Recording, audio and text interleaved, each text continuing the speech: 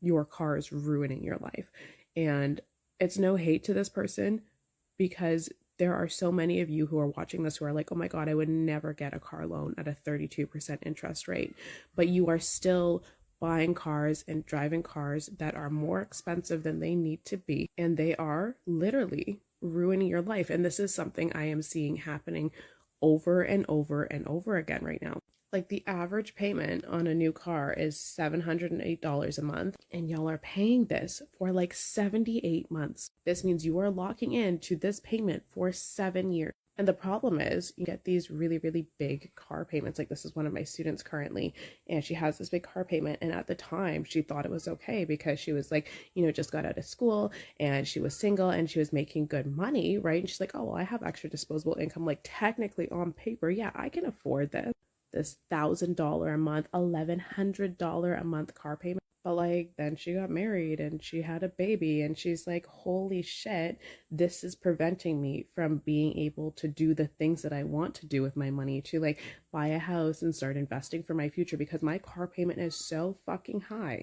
And then like, even if you go to sell it, you're probably underwater on the car, meaning you will get less for the car than what you actually still owe. So you get yourself into this position where you're like, damned if you do, damned if you don't. Like, if you have $1,000 a month car payment, you really need to be looking at this opportunity cost, because if instead of putting that into your vehicle, you put that into the stock market, okay, in 30 years, you could have $2 million. You would have made over $1.7 million in free money. Imagine all the things and all the fun that you could have with $2 million. That does not include giving it to some auto loan company. And I know a lot of you are going to be like, Nicole, well, like, I need a car. You may need a car, right? If you don't have public transportation in your area, but do you need the car that you're getting? This was my first car, and I drove her for like 6 years. Would I have loved to drive a Lexus and feel like super cool about myself every time I got out into my vehicle? Sure. And so like, I bought this car for like, I think like $5,000 or something. It had like really low kilometers. It was really cheap on gas. I could park it everywhere. I could parallel park like a pro. And getting this car meant that I saved money on a lot of other things, like expenses to do with the car, and was able to put more money into things that actually mattered for me. Like, it allowed me to save money to buy my first home.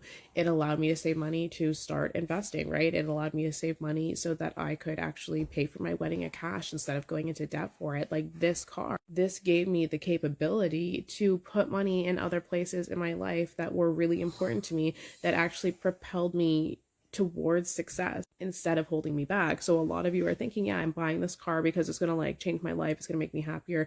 But in the long run, it's actually making you less happy. It's making you stuck, and it's making you broke, and it's literally ruining your life. Because yeah, okay, I would have felt cool driving a Lexus or whatever I wanted for about 2 weeks. Okay. But then it would have just became a drain on my life, a drain on my resources.